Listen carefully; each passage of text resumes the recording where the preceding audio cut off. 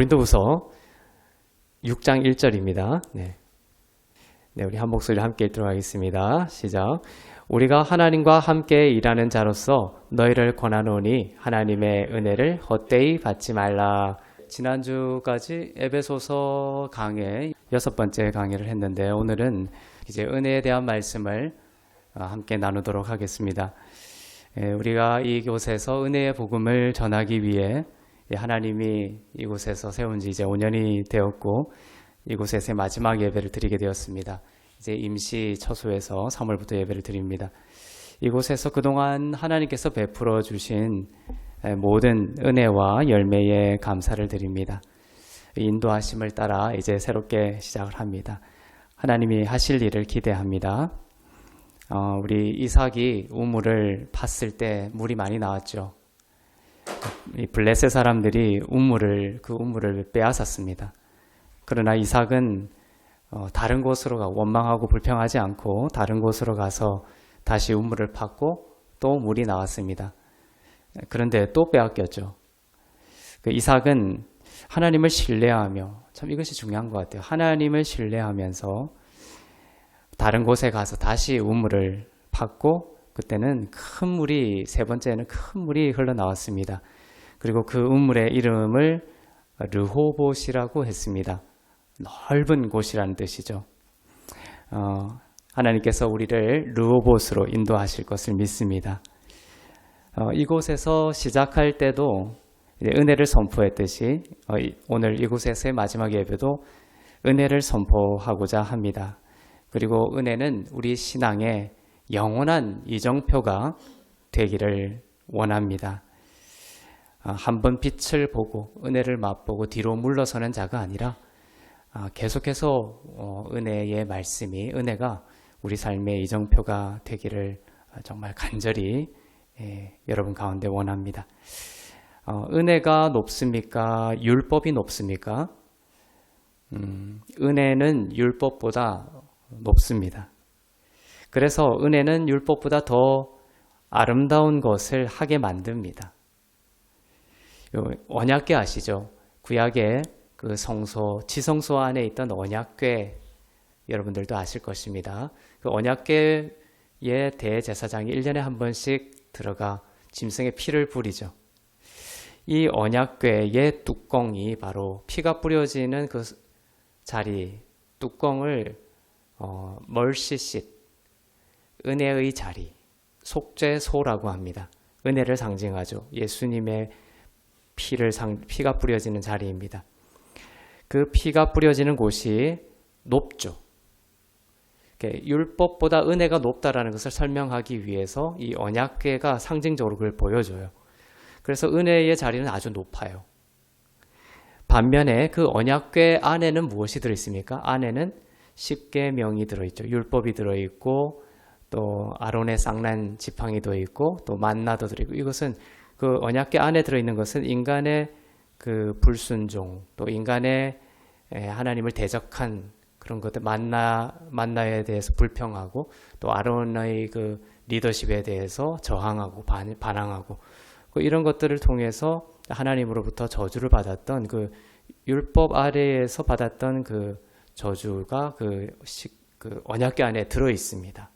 그래서 그 언약궤 안에 들어 있는 것은 율법을 상징하고, 은혜보다 위에 있어요, 아래에 있어요? 아래에 있죠.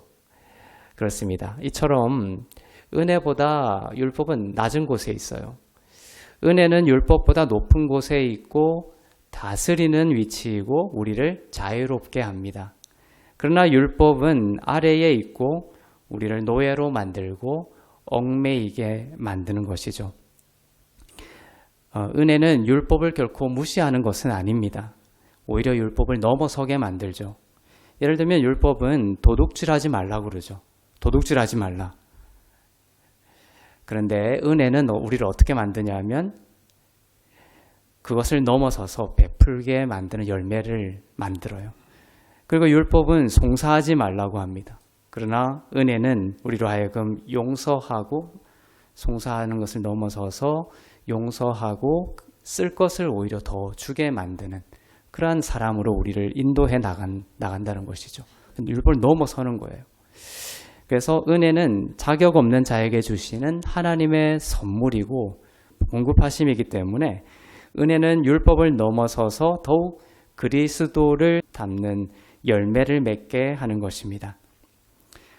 열매가 있고 행위가 있습니다. 그 열매와 행위를 혼동하지 마세요. 하나님은 무엇을 원하십니까? 행위를 원하십니까? 열매를 원하세요. 하나님은 열매를 원하시고 사람들은 행하기를 원합니다. 사람들은 예수님을 위해 많은 일을 하지만 열매는 없습니다. 그래서 이 둘을 혼동하지 마세요. 행위는 노력의 결과이고 열매는 생명의 결과입니다. 하나님은 여러분의 인생이 예수님의 그 생명에 의해서 인간적인 어떤 노력, 애씀을 통해서가 아니라 예수님의 생명에 의해서 자연스러운 열매를 맺히기를 원하시는 것이죠. 그 일을 또한 성령께서 친히 하십니다. 너희 안에서 착한 일을 시작하신 이가 이룬다고 하시죠. 시작하신 분도 그분이시고 이루시는 분도 그분이십니다.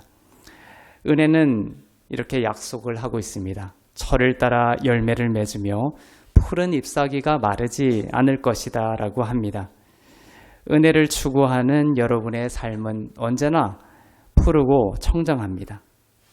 내 삶을 그렇게 규정할 필요가 있어요. 은혜로 자신의 삶을 해석하는 것이 필요합니다. 내 육신의 눈으로는 내가 거칠고 광야 같을지라도 나는 은혜 아래에 있기 때문에 하나님은 내 삶을 항상 철을 따라 열매를 맺으며 푸른 잎사귀가 마르지 않는 그러한 삶으로 나의 삶을 축복하고 계신다. 이런 영적인 훈련이 필요합니다. 그리고 그 믿음대로 되는 것이죠. 그렇게 약속을 하고 계시고 그렇게 믿을 때 그렇게 된다. 나의 힘을 빼고 예수께서 하신 일에 나의 영혼을 의탁할 때 거룩한 힘과 에너지가 계속 넘치고 젊게 된다는 것이죠. 성경은 선포합니다. 그가 하는 모든 일이 다 형통하리로다 이렇게 약속하고 있습니다. 시편 1편 3절을 보겠습니다. 시작. 그는 시냇가에 심은 나무가 철을 따라 열매를 맺으며 그 잎사귀가 마르지 아니함 같으니 그가 하는 모든 일이 다 형통하리로다. 형통하다라는 것은 여러분의 삶 가운데 어려운 일이 없다라는 것이 아닙니다. 실수를 하지 않는다라는 것이 아닙니다. 넘어지는 적이 없다라는 것이 아니에요. 바람을 맞으면서 좋은 열매가 맺히는 것처럼 나무 하나가 자라고 꽃이 하나 자랄 때에도 어떻습니까? 바람이 있고 비가 있고 또 어려운 일들도 있고 하죠. 하지만 그 나무가 자라고 또 꽃이 핀 것을 보면 어떻습니까? 결국 하나님은 형통의 길로 인도했다라는 것을 우리는 고백할 수 있게 되는 것입니다. 그처럼 우리 가운데 어려운 일인 줄 알았는데 좋은 일이었음이 드러나게 되는 것입니다. 우리는 이 짧은 순간 이게 형통하지 않은 것 같은데 이렇게 생각할지 모르지만 시간 밖에 계시고 인간의 역사와 시간을 주관하시는 하나님께서 약속하셨어요. 철을 따라 열매를 맺고 잎사귀가 마르지 않고 하는 일마다 형통하게 될 것이다. 이 어려운 일들이 있지만 그것이 다 하나님의 형통의 길로 가는 좋은 길 위에 있다라는 이 믿음을 반드시 가지시기를 바랍니다. 실수인 줄로만 알았는데 하나님께서 그것을 협력의 선으로 바꾸셔서 놀라운 성장과 기회로 인도함을 받게 되는 것입니다. 하나님은 여러분의 실수를 발판 삼아 도약하게 하시는 분이십니다. 요셉이 대표적이죠. 요셉은 감옥에 억울하게 갇히게 됐죠. 보디발의 아내, 보디발의 아내의 모함과 또 그 거짓말을 통해서 감옥에 갇히게 됐습니다.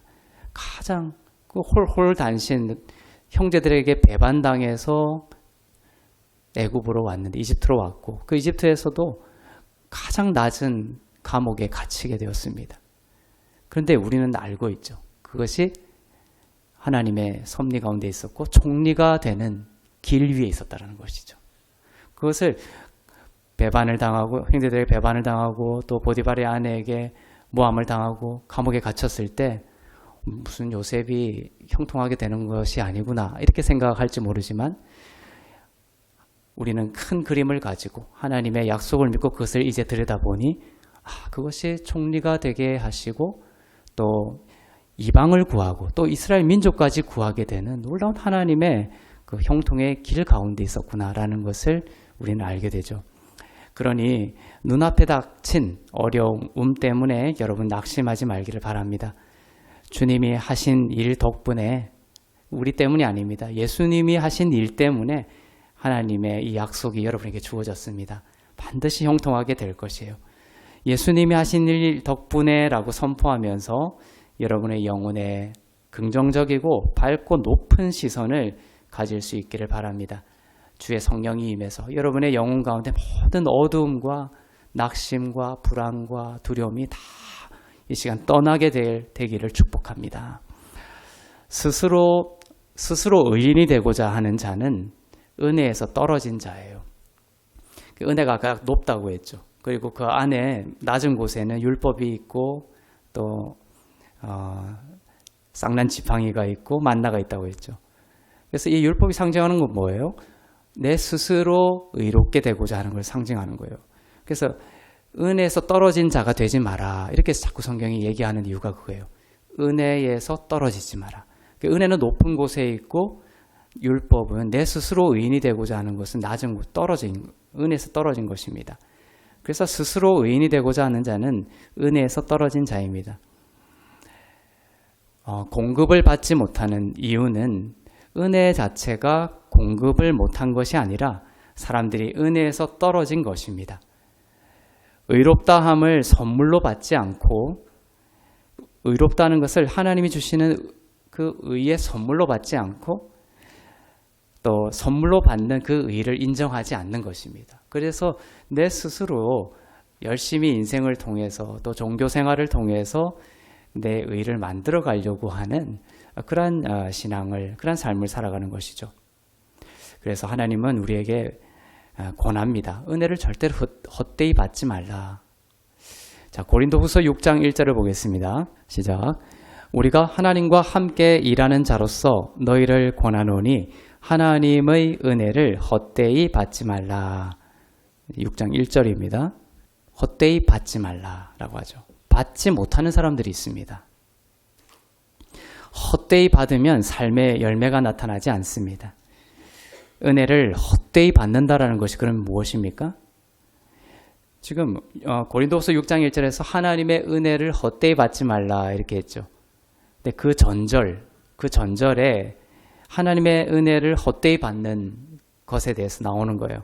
고린도후서 5장 21절을 보겠습니다. 시작. 하나님이 죄를 알지도 못하신 이를 우리를 대신하여 죄로 삼으신 것은 우리로 하여금 그 안에서 하나님의 의가 되게 하려 하심이라. 하나님은 여러분을 의인으로 만드셨는데 이것을 거부하면 아니에요. 하나님이 주신 그 의 말고요. 내가 열심히 해서 하나님께 내가 한 것을 통해서 너는 의롭다. 이 인정받고 싶어요. 이렇게 의를 생각하고 살아갑니다. 그것이 하나님의 의를 거부하는 거예요. 그런데 방금 읽어본 말씀은 뭐라고 하죠? 하나님이 죄를 알지도 못하신 예수를 우리를 대신하여 죄로 삼으신 것은 우리로 하여금 예수 그리스도 안에서 뭐가 되게? 하나님의 의가 되게 하려 하심이라. 여러분은 뭐가 되었어요? 하나님의 의가 되었습니다. 이게 복음입니다. 정말 많은 곳에서 이 복음을 가르쳐주지 않습니다. 이것에 대해서 깨어 있어야 돼요. 너가 그리스도께서 하신 일 때문에 그리스도 안에서 하나님의 의입니다 라고 하면 이게 무슨 말인가 합니다. 그에 대해서 깨어나는 것이 그렇게 어려워요. 불가능하죠. 사실은 사람은. 성령께서 그 마음의 문을 열어주셔야 됩니다. 내가 하나님의 의가 되었구나. 누구 때문에? 그리스도 안에서. 그래서 이 하나님이 주신 의를 거부하면 자기의 의를 이루게 되는 거예요. 그 중간은 없습니다. 자기의 의를 이루려는 것이 되고 그것이 뭐다? 고린도후서 6장 1절처럼 하나님의 은혜를 헛되이 받는 것이 됩니다. 하나님의 은혜를 헛되이 받지 마시길 바랍니다. 바르게 받는 법을 배우세요. 의인이 되었음을 선포는 하지만 내가 의인이 되었음을 선포는 합니다. 그런데 자신은 그닥 나쁘지 않은 사람인데 자신은 다른 사람들을 둘러보니까 다른 보통 사람에 비하면 내가 괜찮은 사람인데 성경에서 또 목사님이 하나님의 의가 되었다라고 하니까 대충 내가 의인이 되었다 이렇게 고백하는 그런 정도의 의인이 아니라는 거예요. 그것도 은혜를 헛되이 받는 것입니다. 하나님이 우리에게 완전한 의를 주시는 이유는 우리가 완전히 불의한 자였다라는 거예요. 그 처음 자리가 그렇습니다. 우리가 대충 의인인 그런 사람을 없어요. 그런 사람은 이 세상에 없습니다. 의인은 없나니 하나도 없습니다. 구약이 율법이 그것을 가르쳐 주시기 위해서 주신 것이죠. 나는 불가능한 사람이었는데 전적인 하나님의 은혜로 인해 예수님을 보듯이 의인으로 여겨지게 되었음을, 하나님으로부터 의인으로 여겨지게, 예수님을 보듯. 그래서 그리스도 안에 있는 여러분을 하나님은 예수님처럼 보고 계세요. 하나님이 나를 어떻게 보실까? 그것이 궁금하다면 하나님이 예수님을 어떻게 보실까를 생각하세요. 성경을 보니까 하나님이 예수님을 이는 내 사랑하는 자요, 내 기뻐하는 자다. 수많은 고백들을 하시죠. 그리스도 안에서 우리를 의인으로 보신다는 것은 그리스도처럼 보신다는 거예요. 그리스도를 보시면 하나님이 그리스도를 보시는 그 모든 내용을 나에 대한 그리스도 안에 있는 나에 대한 하나님의 고백과 시선으로 여러분이 고백할 수 있어야 되는 것입니다. 그것이 바로 은혜를 헛되이 받지 않는 것입니다. 여전히 내가 예수 믿고 그렇게 했는데도 나는 여전히 더럽고 추하고 죄에 물들어 있고 하나님이 나의 죄를 보고 정죄하고 계시고 형벌을 주고 계시고 채찍을 들고 잘하지 않나 이렇게 채찍 들고 계신 하나님으로 본다면 은혜를 헛되이 받는 것이에요. 우리로 하여금 그 안에서 하나님의 의가 되게 하신 것입니다. 이것이 얼마나 놀라운 일입니까? 하나님께서 나를 보실 때 죄인이 아니라 의인으로 보신다라는 선포입니다. 의인의 모습이 있기 때문에 그래요? 아니에요. 의인의 모습이 하나도 없는데도 그렇게 보신다라는 거예요. 너무 충격적이었어요. 저는 이 복음을 알게 되었을 때 정말 열심히 정말 의인처럼 살려고 이렇게 노력해온 저의 삶이었는데 정말 저의 불가능한 불의한 모습, 완전히 불가능한 전적 타락의 모습을 내가 알고 나로 인해서가 아니라 예수님의 죄가 되심으로 내가 정말 하나님의 완벽한 의를 가진 자가 되었다라는 것을 알게 되었을 때 저는 정말 감격과 정말 영원한 기쁨을 얻을 수가 있었습니다. 우리에게는 의인된 모습이 하나도 없지만 우리를 하나님의 의로 불러주시는 것입니다. 왜 이런 진리가 세워지게 되었냐면 더 놀라운 사실 때문에 그래요. 하나님께서 십자가에서 달리신 그 아들을 보실 때에 죄로 보신 것 때문에 그렇습니다. 예수님이 십자가에 달리셨을 때 하나님이 예수님을 죄로 보셨어요. 지금 고린도후서 5장 21절에 보니까 이렇게 되어 있죠. 하나님이 죄를 알지도 못하신 이를 바울은 이렇게 인텔렉츄얼한 그 지적인 사람이었기 때문에 예수님을 표현할 때 죄를 알지도 못하신 이 이렇게 표현합니다. 그 존재를 강조하던 요한은 죄가 없으신 예수님 이렇게 표현하죠. 베드로 같은 경우는 죄를 행하지 않는 이런 식으로 표현합니다. 죄와 상관없는 예수님이셨어요. 바울의 고백처럼 죄를 알지도 못하신 인데도 불구하고 십자가에 달리셨을 때 하나님이 예수님을 뭐로 보셨어요? 죄로 보셨습니다. 예수님이 죄를 지어서 죄를 보셨어요? 아니죠. 죄를 지은 것이 하나도 없고 죄를 알지도 못하신 분이신데 하나님이 예수님을 죄로 보신 것입니다. 그것 때문입니다. 그것은 역으로 어떻게 된 것이에요? 우리에게 뭐가 없어도 의가 하나도 없어도 우리로 하여금 우리를 하나님의 의로 보시기 위해서 그렇습니다. 죄를 알지도 못하신 예수님에게서 죄를 찾으신 것이에요. 그것 때문에 우리는 의가 없으면서도 하나님의 의가 된 것입니다. 우리의 행위로 된 것이 아니라 그저 받은 것입니다. 그저 받은 것이에요. 예수님도 죄를 지어서 죄가 되신 것이 아닙니다. 예수님이 십자가에 달리셨을 때 예수님이 죄를 지어서 십자가에 달려서 죽으신 것이 아닙니다. 그죠? 왜 그렇게 되셨다? 고린도후서 5장 21절. 우리가 의가 하나도 없어도 뭐가 되게 하시기 위해서?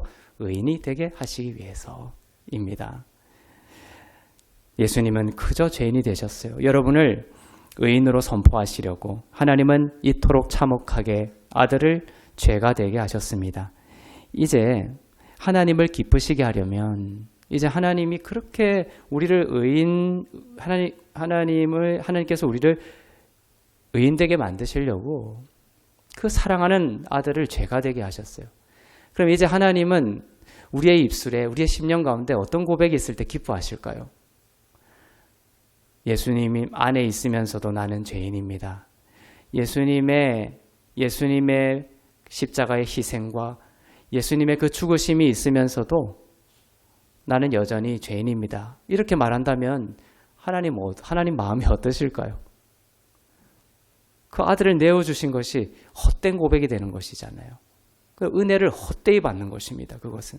그러니까 예수님의 아들을 내어주신 그 의도대로 우리를 뭐가 되게 하심이라? 그 안에서 하나님의 의가 되게 하십니다. 그러니 예수님 내어주셔서 나는 이제 하나님의 의가 되었습니다. 영원한 하나님의 의예요.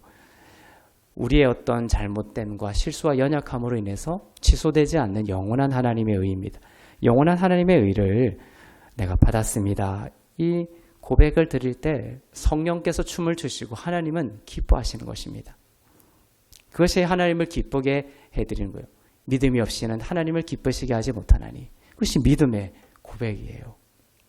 그래서 하나님을 기쁘시게 하려면 여러분 대신 고난을 받은 예수님이 여러분에게 주신 것을 받고 그 선물로 주신 것을 받고 나는 주님 안에서 하나님의 의가 되었다, 의인이 되었다라고 고백하는 것입니다. 그러면 은혜를 헛되이 받지 않게 됩니다.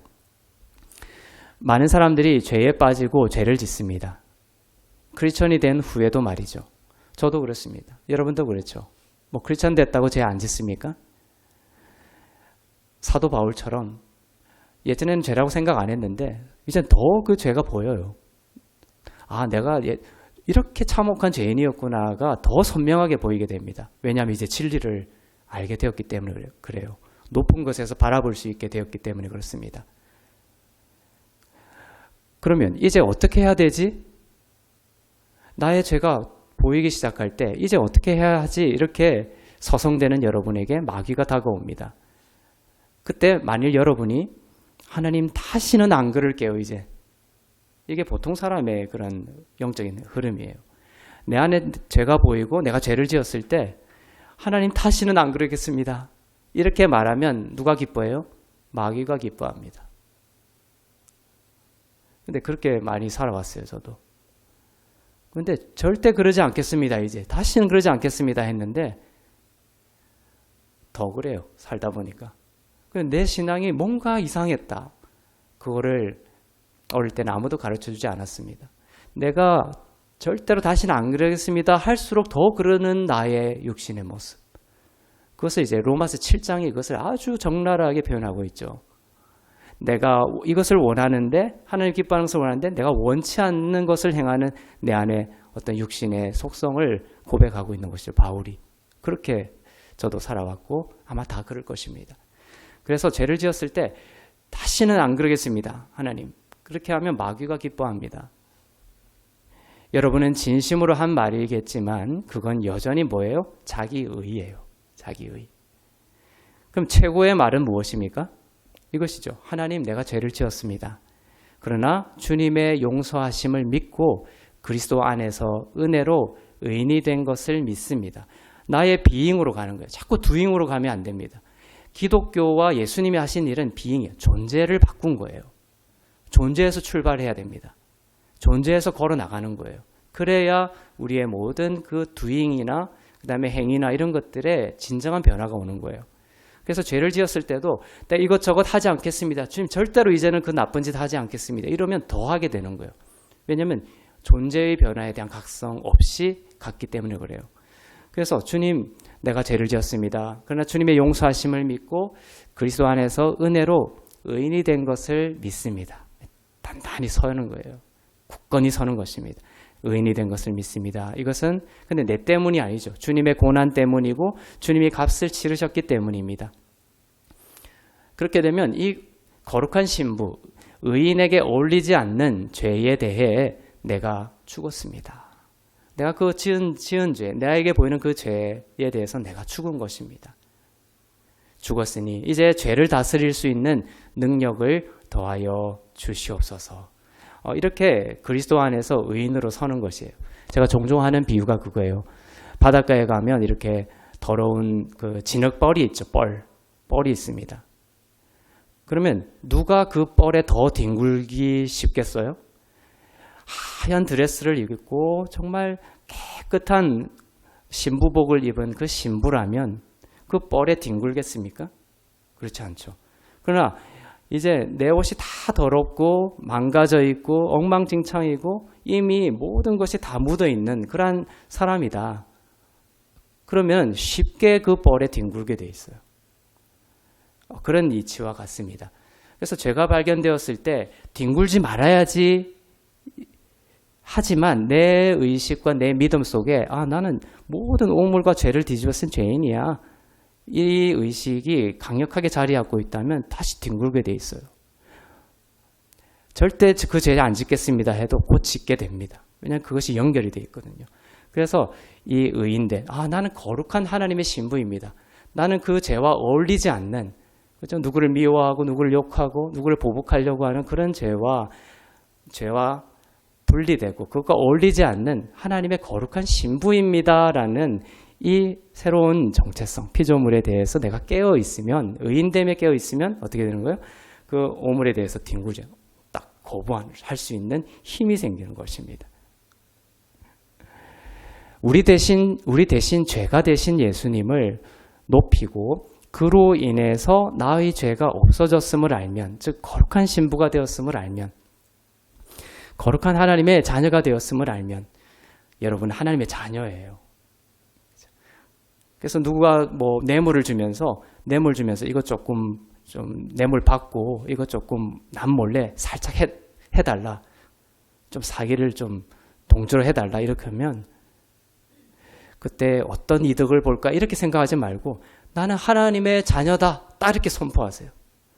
나는 거룩한 하나님의 신부다. 그러면 그것이 분별이 되는 거예요. 이길 수 있는 힘이 생기는 것입니다. 우리 자녀들도 마찬가지죠. 자녀들이 뭐 마약을 하자, 또 하나님이 기뻐하지 않는 그런 것을 하자고 했을 때 자꾸 이성적으로 이렇게 따지고 이득을 챙기려고 하는 것보다 나는 그리스도 때문에 하나님의 거룩한 자녀야, 하나님의 신부야, 이렇게 하면 그것을 저항할 수 있는 힘을 성령께서 주시는 거예요. 내가 뒹굴지 말아야지 이것이 아니라 내가 누구인지에 대해서 항상 돌아가는, 회복되는 여러분이 되시길 바랍니다. 그래서 그로 인해서 나의 죄가 없어졌음을 알면 여러분은 높은 거예요. 높은 의인의 부르심 안에서 죄를 다스릴 수 있는 권세를 누리고 여러분이 걱정하던 모든 것이 쓸모 없어지는 것입니다. 자기 의인은 은혜를 막아서는 거예요. 그래서 아까처럼 내가 절대로 죄를 안 지어야지. 이제 주님 다시는 안 그러겠습니다. 이것이 자기 의일 수가 있는 거예요. 그것이 은혜를 막아서는 것입니다. 은혜가 여러분의 삶에 다스리고 통치하고 왕노릇하기를 원하십니까? 그러면 복음을 알아야 합니다. 복음은 말씀하고 있어요. 뭘 통해서? 은혜는 뭘 통해서? 의를 통하여 왕노릇한다라고 분명하게 가르치고 있습니다. 이 주옥 같은 말씀 읽어보겠습니다. 로마서 5장 21절입니다. 시작. 이는 죄가 사망 안에서 왕노릇한 것 같이 은혜도 또한 의로 말미암아 왕노릇하여 우리 주 예수 그리스도로 말미암아 영생에 이르게 하려 함이라. 이 말씀 속에 들어있는 이 깊은 은혜의 생명을 우리가 받아 마실 수 있기를 바랍니다. 은혜가 여러분의 삶을 다스리기를 원하십니까? 은혜의 은총이 자녀와 사업장을 다스리기를 원하십니까? 방금 읽은 말씀에 이렇게 돼 있죠. 은혜가 우리의 삶 가운데 왕노릇하기를 원한다. 근데 뭐로 말미암아? 의로 말미암아. 그래서 복음에는 뭐가 나타나야 돼요? 복음에는 하나님의 의가 나타나. 이렇게 하는 거예요. 복음에는 하나님의 의가, 하나님의 선물로 주시는 의로 말미암아 그가 죄가 되시고 내가 의인이 되었다. 그래서 은혜가 의로 말미암아 내 삶에 왕노릇하게 되는 것입니다.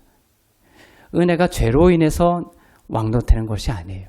주님이 그 죄의 문제를 해결하시고 나에게 의를 주셨다. 그 은혜가 의로 말미암아 왕노릇하게 되는 것이다.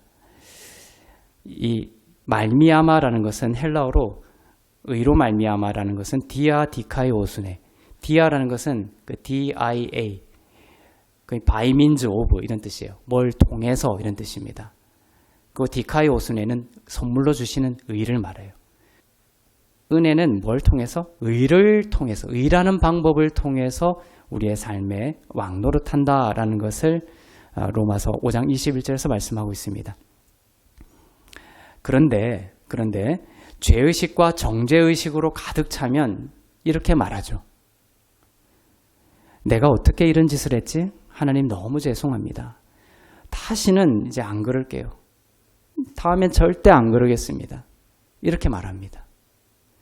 표면적으로는 좋아 보이는 말처럼 보이지만 이것이 여러분을 다시 넘어뜨리게 만드는 자기 의가 될 수 있습니다. 죽음에서 건진받은 선물로서의 의인됨의 신분에 깊고 진실하게 머물면 죄를 우리가 다스릴 수 있는데도 불구하고 다시는 안 그럴게요 하면서 사람들은 자기의 의로 돌아가 버립니다. 자기의 힘을 의지하죠. 죄를 이길 수 있는 힘이 내 육신에 있다라고 생각합니다. 그러나 그것을 할 수 없음을 알고 주님의 죄 대심으로 내가 의가 되었고 내가 거룩한 하나님의 자녀가 되었다라는 것을 통해 하나님의 기쁨을 내가 받을 때 성령께서 내 안에서 죄를 다스릴 수 있는 능력과 지혜를 주시는 거예요. 이렇게 말하는 것이 좋습니다. 주님, 제가 죄를 지었습니다. 저에게 죄가 있지만 주님의 용서를 받아야 돼요. 받고 확신합니다. 저는 그리스도 안에서 의인임을 선포합니다. 그래서 저도 옛날에 어떤 중독 같은 게 있었지만 그것을 끊으려고 노력할 때는 안 되다가 선포했어요. 그걸 끊으려는 노력을 내려놓고 주님 그리스도께서 하신 일로 인해 나는 거룩한 하나님의 아들이 되었습니다. 의인이 되었습니다. 주 안에서 나는 거룩하고 의롭고 흠없고 거룩한 자가 되었습니다. 이러한 비인과 존재, 주님이 나를 어떻게 보시는지 그게 계속 머물렀더니 어느 날 끊어지는 거예요. 그것이 자연스럽게. 열매죠. 열매입니다. 자격 없는 자에게 예수의 피값으로 주신 의를 내가 받고 주의 의가 되었음을 믿습니다. 주님이 나의 의입니다. 그때 여러분은 다시 높은 부르심과 다스림으로 들려 올려집니다. 우리는 모두 육신을 가지고 있어요. 육신은 은혜의 삶을 방해하고 더 죄의 삶으로 우리를 데리고 갑니다.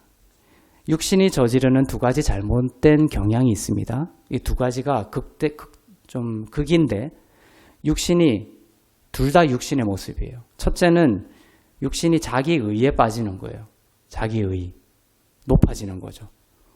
내가 할 수 있어. 내 힘으로 할 수 있어. 하나님의 은혜 없이도 할 수 있어. 예수님 필요 없어. 내가 한번 해보겠어. 예수님 좀 기다려주세요. 내가 한번 해보겠습니다. 자기 의죠. 율법 주셨죠? 내가 그거 잘 지켜서 지금 너 잘 지킨다? 이런 말 듣고 싶어요. 그런 거예요. 이게 이제 육신의 자기 의입니다. 이게 사단이 되게 좋아하는 것이죠. 그러면 어떻게 되냐면 교만에 빠집니다. 내가 했다라는 생각으로 차오르죠. 이 사업도 내가 잘해서 된 거야. 내가 자녀 양육한 것도 내가 잘해서 양육된 거야. 내가 이 학교 들어간 것도 내가 자기 의가 이제 차오르는 것입니다. 교만해지죠. 자만합니다. 우월감에 사로잡힙니다. 그것이 육신입니다. 육신의 또 다른 측면이 무엇이죠? 그 반대예요. 수치심에 빠지는 것입니다. 수치심. 우리 가운데 수치심에 쉽게 빠집니다. 수치심에. 그 사람이 한 말에 규정당하게 되는 거예요. 너 바보야? 이러면은 내가 그리스도 안에서 얼마나 존귀한 자인지 이것을 잊어버리고 그 사람의 말에 종속돼 버립니다. 육신은 쉽게 교만해지기도 하지만 쉽게 수치심에 빠지기도 해요. 나를 훼손하고 나를 학대하고 나를 망가뜨리기 쉬운 것이 육신이기도 한 거예요. 이렇게 수치심에 빠지면 정죄감에 사로잡히고 그 다음에 방어적이 되고 그 다음에 열등감에 사로잡히게 되는 것입니다. 이 두 가지 모두가 우리로 하여금 생명의 삶을 살지 못하게 합니다. 죽어가게 만들고 더 죄짓게 만드는 것입니다. 자기의 의로 높아지든지 아니면 수치심과 정죄감 속에 주저앉아 있든지 이 두 가지가 모두 육신이 우리를 망가뜨리는 길입니다.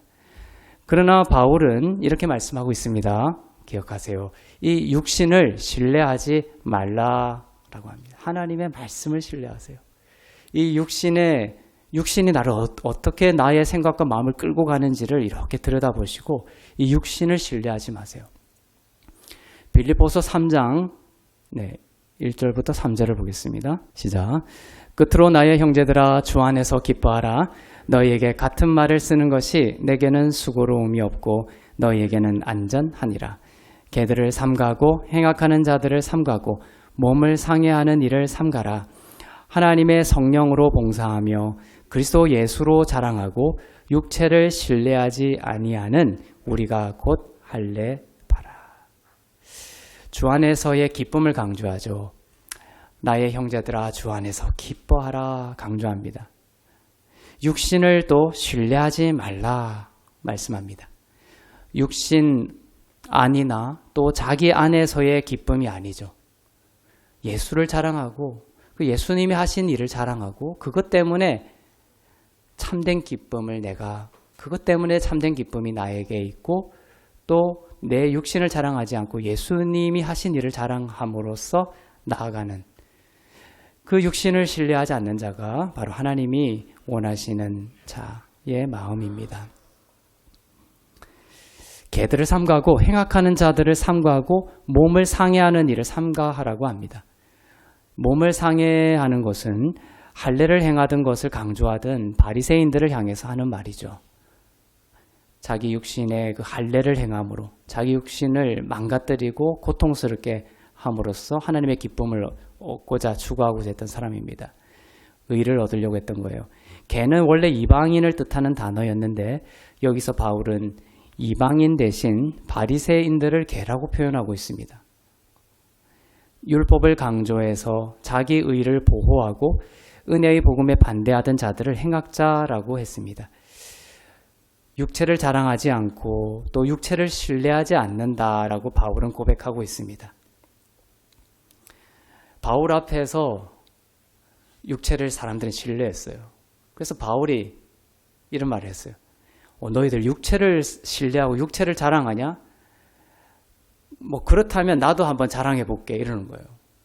바울은 육체로 치면 자랑할 것이 당대 최고였어요. 그런 바울이 자기의 육체의 모든 것들을 자랑하지 않고 배설물로 여겼어요.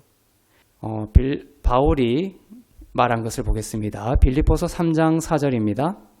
시작. 그러나 나도 육체를 신뢰할 만하며 만일 누구든지 다른 이가 육체를 신뢰할 것이 있는 줄로 생각하면 나는 더욱 그러하니라. 바울은 당대 최고의 가문과 학식과 지위를 가지고 있었던 사람이에요. 그러나 바울은 그 모든 것을 신뢰하지 않고 배설물로 여겼습니다. 그리스도만을 자랑하기로 결정했고 은혜만을 신뢰하기로 한 것입니다. 그런 바울이 자신의 육체를 신뢰하지 않고 예수 그리스도만을 자랑했던 것처럼 우리에게도 그런 마음이 있기를 원합니다. 사람들은 죄를 지으면 이렇게 말하기도 하죠. 제가 죄를 지었습니다. 제가 이런저런 봉사도 하고 제가 그러면 선교지에 갈게요. 꼭 제 어릴 때 모습인 것 같아요. 제가 어릴 때 이런 좀 구조를 가지고 있었어요. 주님, 제가 잘못했습니다. 제가 목사가 될게요. 제가 잘못했습니다. 제가 선교지에 갈게요. 이런 그 삶의 어떤 순간이 있었던 것 같아요. 또는 이렇게 말합니다. 제가 죄를 지었습니다. 이제 2배로 열심히 노력하고 일하겠습니다. 이런 식으로 자기의로 돌아가요. 이것이 자기의예요. 교만이죠. 이렇게도 합니다. 제가 죄를 지었습니다. 나는 쓸모없는 형편없는 사람입니다. 모두가 나를 욕하고 있는 것 같습니다. 나는 죽고만 싶습니다. 아까 이거죠. 아까는 높아진 거. 이것은 또 너무나 수치심과 정죄함에 빠져버린 육신의 모습이에요. 이것도 육신의 모습입니다. 자기 의와 반대되는 수치심과 열등감에 빠지고자 하는 육신의 경향성입니다. 죄를 지었을 때 여전히 육체에 사로잡혀 있는 모습이고 그 자리를 뺑뺑 돌 뿐 죄로부터 벗어나지 못합니다. 죄도 육신이고 자기의나 수치심도 육신이기 때문이죠. 그래서 우리가 범죄했을 때 취할 자세는 이것입니다. 하나님, 정말 죄를 지어 하나님께 죄송합니다. 그러나 나를 예수의 보혈로 용서해 주셔서 감사합니다. 저는 다시 한번 깨닫습니다. 예수님이 이 땅에 오셔서 죽으신 이유를 깨닫습니다. 이런 불가능한 나를 대신하시려고 죽으셨군요. 주님, 이제는 주님이 나의 의입니다. 나는 주님 안에서 이제 새 것이 되었습니다. 나의 의는 전혀 없습니다. 주님이 나의 의입니다. 이렇게 자꾸 받아야 돼요.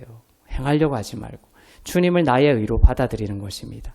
그렇게 되면 잃었던 것들의 120%를 회복하게 될 것입니다. 민수기에 보면 속건제에서 120%의 보답으로 하나님께서 우리들에게 회복시켜 주시는 것이 나오죠. 주님을 높일 때 그렇습니다. 이사야서에 보면 수치 대신 보상을 배로 받는다라는 것이 나옵니다. 은혜가 임하면 이렇습니다. 자, 이사야서 61장 7절 보겠습니다. 이사야서 61장은 은혜의 해를 선포하는 장이죠. 네, 이사야서 61장 7절을 보겠습니다. 시작. 너희가 수치 대신에 보상을 배나 받으며 능욕 대신에 몫으로 말미암아 즐거워할 것이라. 그리하여 그들이 땅에서 갑절이나 얻고 영원한 기쁨이 있으리라. 저는 이런 죄를 저질렀어요. 저는 믿음이 없나 봐요. 이런 반응에, 이러한 마음 상태에 오래 머무르지 마세요. 주님이 나의 의입니다. 나는 그리스도 안에서 하나님의 의가 되었습니다로 빨리 옮겨가야 돼요. 나는 이런 죄를 저질렀고, 나는 형편없고, 나는 믿음도 없고, 이러한 곳에 오래 머물러 있는 것도 자기에게 집중하는 것입니다. 이러한 자기에게 집중하고 자기 연민에 빠져서는 절대로 답이 안 나오지 않아요. 머리를 들고 하늘을 바라보고 하나님께서 예수 그리스도를 통해서 나에게 하신 일을 바라보고 높이세요. 하나님의 은총을 바라보는 것입니다. 내가 죄를 지었습니다. 거기에 오래 머물러 있기보다는 예수님이 하신 일로 옮겨가는 영혼이 되기를 바랍니다. 그분이 그 모든 죄를 용서하셨군요. 지나친 자기를 벗어나 예수님의 공로로 가는 것입니다. 나는 이렇고 저렇고 라는 교만도 은총의 흐름을 막습니다. 반대로 너무 수치스러워하는 것도 은총의 흐름을 막습니다. 그런 마음을 내려놓고 누구에게 집중하세요? 그리스도께 집중하세요. 어떻게 집중합니까? 잠잠하고 신뢰하는 거예요. 하나님과 예수님이 하신 일을 신뢰하는 것입니다. 이사야서 30장 15절을 보겠습니다. 시작. 주 여호와 이스라엘의 거룩한 이가 이같이 말씀하시되 너희가 돌이켜 조용히 있어야 구원을 얻을 것이요 잠잠하고 신뢰하여야 힘을 얻을 것이거늘 너희가 원하지 아니하고. 그리스도께 머물지 못합니다. 요즘 사람들이 너무나 바쁘죠. 멈추지를 못합니다. 잠잠히 그리스도께 집중하기가 참 어려운 시대를 살고 있습니다. 그래서 자꾸만 내 힘과 육신이 앞서요. 주님보다. 그리고 내가 하는 일, 그보다 예수님이 하신 일을 바라보는 것, 거기에 시간과 또 정신과 또 영혼을 더욱더 드릴 수 있는 우리가 되었으면 좋겠어요. 그리스도께 집중하고 자신에게 너무나 지나치게 몰두하지 말기를 바랍니다. 저도 생각이 이렇게 부정적으로 흐르면 꼬리에 꼬리를 물면서 정말 저 어두운 지옥까지 갔다 올 때가 많아요. 근데 공통점이 있어요. 나에게 집중하는 거죠. 자꾸만 나에 집중했던 거예요. 그때 제가 이렇게 정신을 차리고 예수님이 누구시지? 예수님이 나를 위해서 하신 일이 무엇이지? 이렇게 예수님을 바라보기 시작하는 거예요.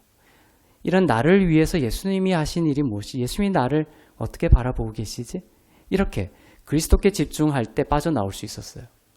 새로운 길이 또 보이고 새 힘을 얻게 되는 것을 늘 경험하게 됩니다. 그러니 우리는 너무 자신에게 지나치게 몰두하지 말고 자신에게 너무 몰두하면 교만해지거나 어떻게 된다고? 수치심과 정죄에 빠지게 되는 것입니다.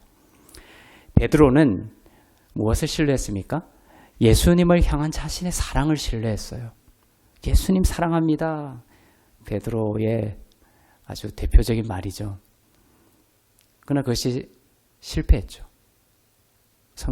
베드로의 이야기에서 가장 그 골자 중에 하나가 그거예요. 베드로는 나의 목숨을 다하여 주님을 사랑합니다 했는데 실패했어요. 모든 인류에게 주는 말씀이 메시지예요. 그렇게 할 수 없다는 것을 하나님께서 예수님을 통해서 가르쳐 주신 거예요. 베드로는 자신이 하나님을 그렇게 사랑할 수 있다고 신뢰했어요. 자신이 예수님을 얼마나 사랑하는지 그것을 신뢰했기 때문에 안전하다 이렇게 처음에 생각했습니다. 자신을 주님을 사랑하는 자라고 생각했습니다. 그런데 반대 사람이 있죠. 요한이 있죠. 요한은 예수님 품에 늘 기대어 있었습니다. 예수님을 향한 자신의 사랑에 기대지 않고 나를 향한 예수님의 사랑에 기댔어요.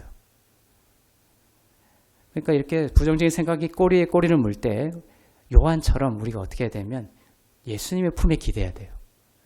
예수님이 나를 얼마나 사랑하시지? 하나님이 나를 얼마나 사랑하시지?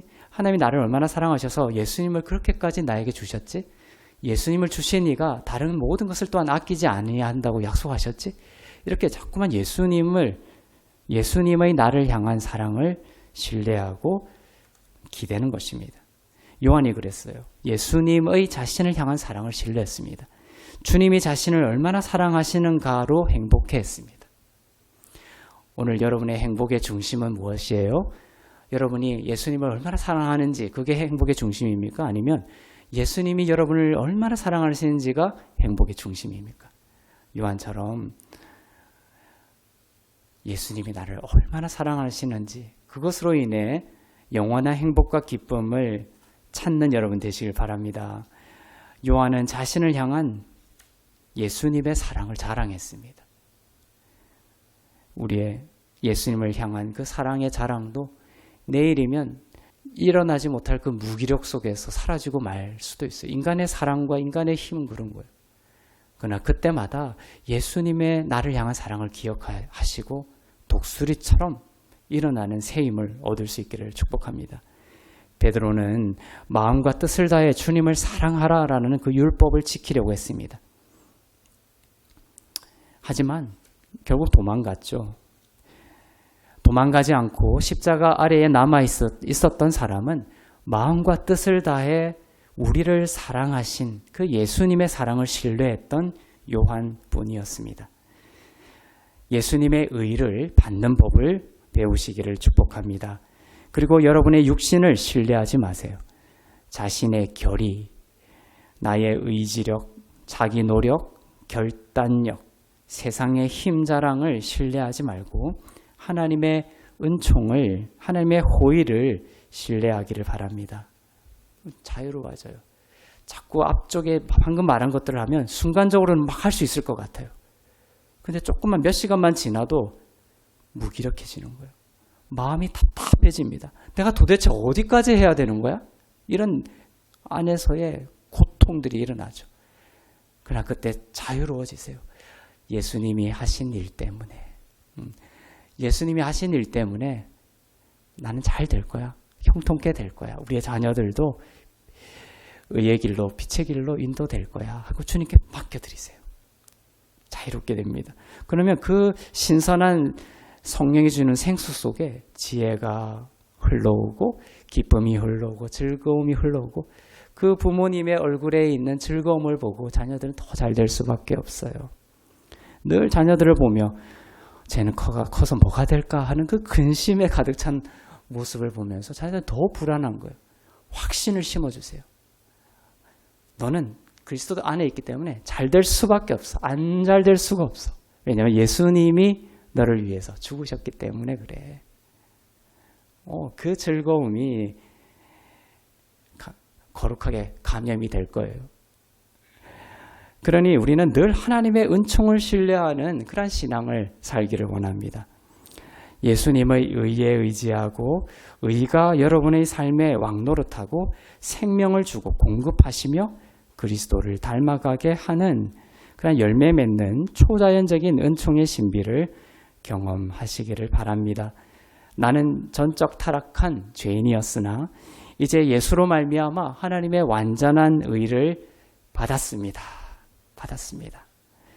예수님이 나의 거룩함이고 예수님이 나의 의와 지혜와 구원이 되십니다. 결국 이기는 것은 이것입니다. 결국은 지금 사망의 음침한 골짜기를 지나는 분이 있을지라도 결국 은혜를 의지하고 육체를 신뢰하지 않는 자는 반드시 푸른 초장과 쉴만한 물가로 하나님께서 인도하실 거예요. 은혜의 삶이 결국 이깁니다. 은혜로 승리하는 은혜의 삶을 주님의 이름으로 축복합니다. 기도하겠습니다.